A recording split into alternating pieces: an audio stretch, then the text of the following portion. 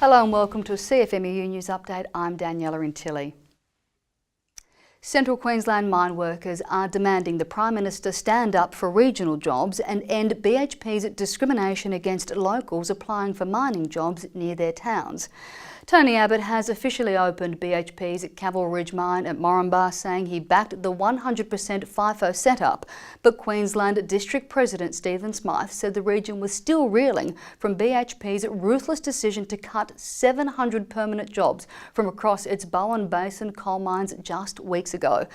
At the same time, locals from across Central Queensland are not allowed to apply for jobs at Caval Ridge or BHP's other 100% FIFO mine, Daunia.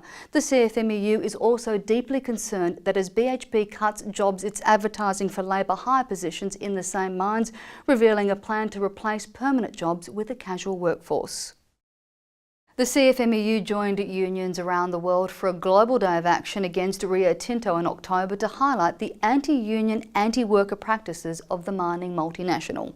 General Secretary Andrew Vickers said Rio Tinto had a shocking record on environmental destruction, labour rights, casualisation and work safety.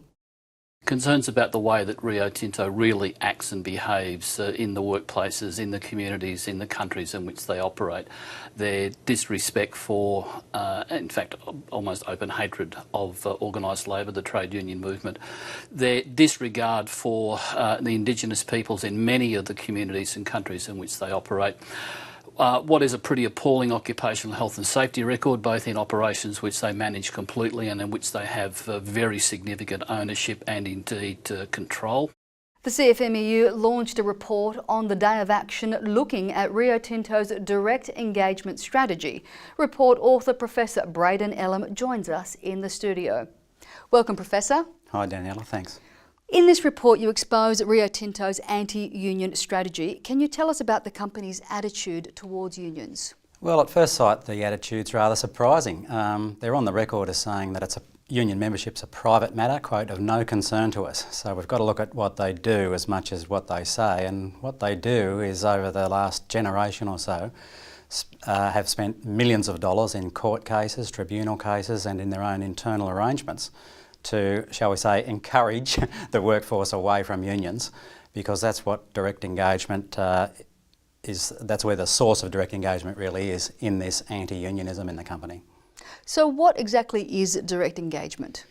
It purports to be a one-on-one relationship between the company and the workforce. But what that really means is control of the workforce by the management and individual contracting. So that's where we come back to the anti-union side of it, because an essential corollary of this so-called direct engagement, which sounds great at first blush, but the logical corollary of it is to have non-union, preferably from the company's point of view, individual contracts between the employer and the employee, removing any collective voice and removing any unionism from the operation of the company. Thanks for your time, Professor. Thank you. Delegates and officials from across the CFMEU's 3 divisions have gathered to commit the union to fighting for jobs and a fair go for workers.